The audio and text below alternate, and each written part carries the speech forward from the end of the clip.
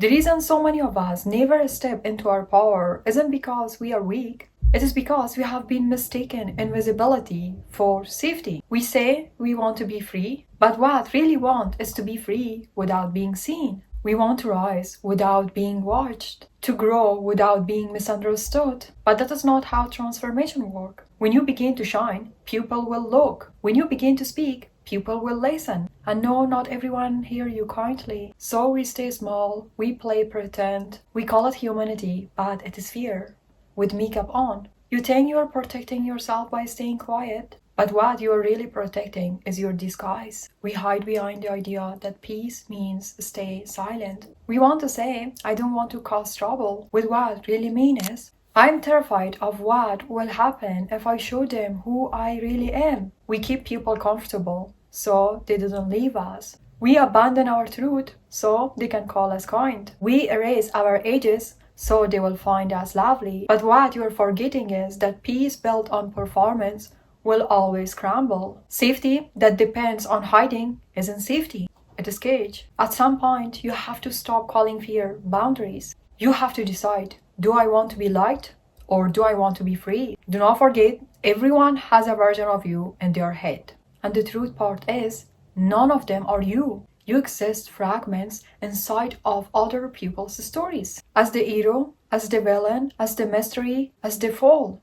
And the crazy part is that you have to let them to write these stories. Because you write your own. They cannot. You will be too much for some. Too quiet for others. Too passionate, too soft, too blunt, too distant. And yeah, every version of you will be true. True to the lens of whoever's looking. But you can't correct every misunderstanding. You can't rescue yourself from every rumor. People didn't see you as you are. They see you as they are. Because every human eye is a lens. And every lens is shaped by experiences. By wounds, by expectations, by fears. We didn't look at the world objectively. We looked through to the fog of our past. Our fears, our wounds, our longings. When someone calls you too much, it is not about your value, it is about their capacity. When someone called you cold, it might be because they have mistaken your boundaries for rejection. When someone thinks you are arrogant, it just might be because they have never known confidence without shame. We all project what we haven't healed.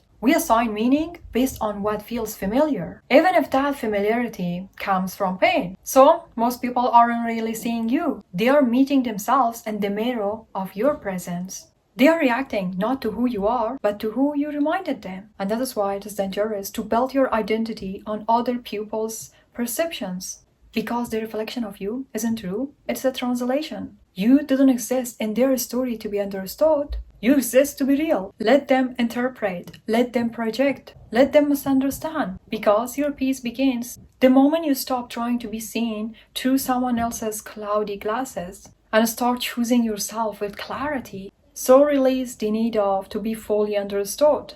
You're not here to be defined.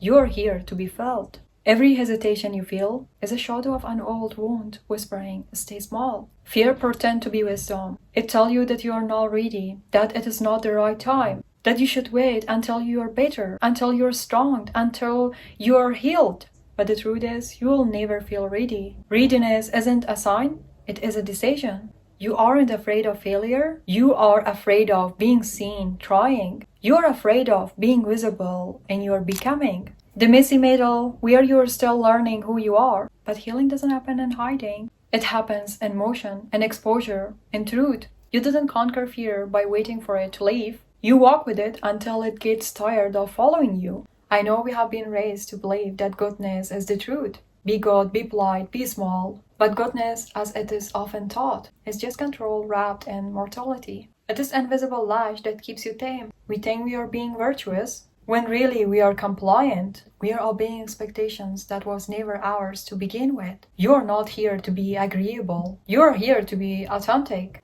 And authenticity doesn't always look soft. Sometimes it looks like boundaries. Sometimes it sounds like no. Sometimes it feels like walking away. To be good is easy. To be true requires courage. And that is the kind of good that the world actually needs. The kind that distracts, questions, rebels. Change is not brutal. Outgrowing people, space, and identities doesn't make you heartless. It makes you alive. You will shed versions of yourself that once kept you safe. You will mourn them as you thank them. Because growth isn't glamorous, it is grief dressed as evolution. There will be moments when you feel unrecognizable, when your own reflection scares you, when you wonder if you have ruined everything. But that is the way that you know you are evolving. That is the way that you know that you have been stepped out of your familiarity. Let the world adjust to your becoming.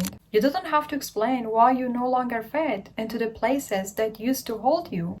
Allow your expansion, allow your becoming to be loud and unapologetic. At some point of your life, you have to stop waiting for permission. You have to stop apologizing for your existence. You have to stop shrinking your light. To protect people, still they are afraid of their own. You are not born to be agreeable. You are born to be awake. So say what you mean. Feel what you feel. Move how your soul demands, how you want. They will talk anyway. Let them. They will misunderstand, so what?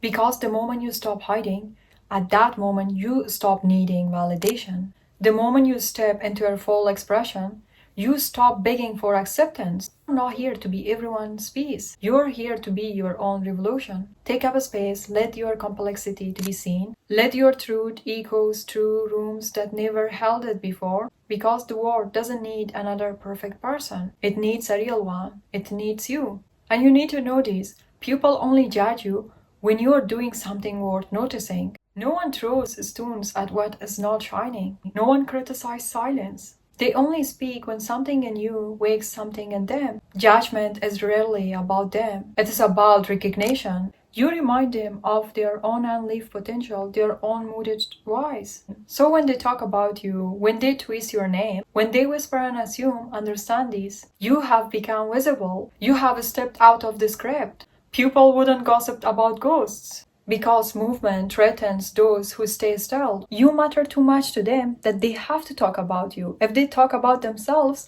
nobody would listen. Their stories didn't echo. So they use your name to fill the silence. They turn your light into conversations. Because it is easier to dissect your becoming than to face their own stillness. They call it judgment, but in reality, it is projection. They call it criticism, but it is envy dressed up as concern. So when they talk, don't take it personally. Take it as a confirmation. It means your life has become louder than your excuses, because it is the truth. When they cannot match your evolution, they will try to reduce your expansion to rumor. They will try to make your growth sound like arrogance. Your boundaries sounds like cruelty. Your confidence sounds like threaten. But remember, they only can define you with the language of their limitations. So let them talk, let them twist, let them gaze.